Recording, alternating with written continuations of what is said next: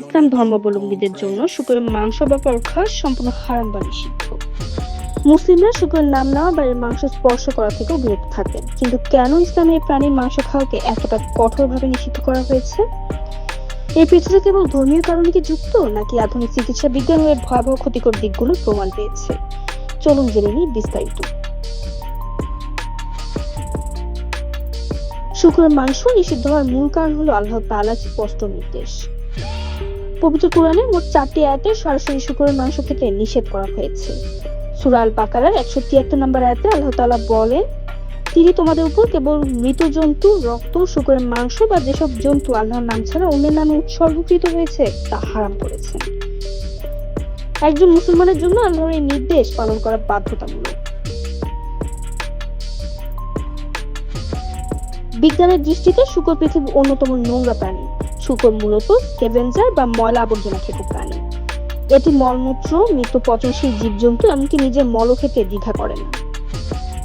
এই নোংরা খাদ্যাভ্যাসের কারণে শূকরের শরীরে ক্ষতিকর ব্যাকটেরিয়া ও ভাইরাসের বিশাল এক মজুদ তৈরি হয়েছে।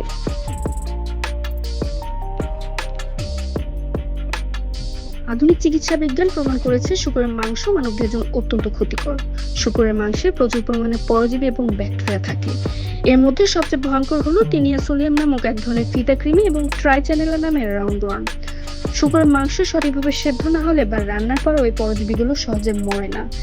এই কৃমি মানুষের শরীরে প্রবেশ করে রক্তনালীর মাধ্যমে মস্তিষ্ক, চোখ বা হৃৎপিণ্ডে পৌঁছে যেতে পারে, যা থেকে মৃগীর রোগ, স্মৃতিভ্রম বা এমনকি মানুষের মৃত্যুও হতে পারে।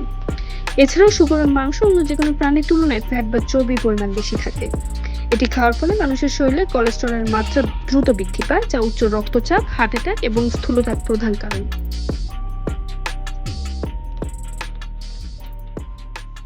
ইসলামের প্রতিটি নিষেধাজ্ঞার পেছনে মানবজাতির জন্য কোনো না কোনো কল্যাণ লুকিয়ে আছে। 1400 বছর আগে কোরআন যা হারাম ঘোষণা করেছিল, আজ আধুনিক বিজ্ঞান গবেষণার মাধ্যমে সেই একই সত্য প্রমাণ করেছে। সুস্থ সুন্দর জীবনের জন্যই রিপিট সুস্থ সুন্দর জীবনের জন্য ইসলামের শুকরের মাংসকে বর্জন করার নির্দেশ দেওয়া হয়েছে।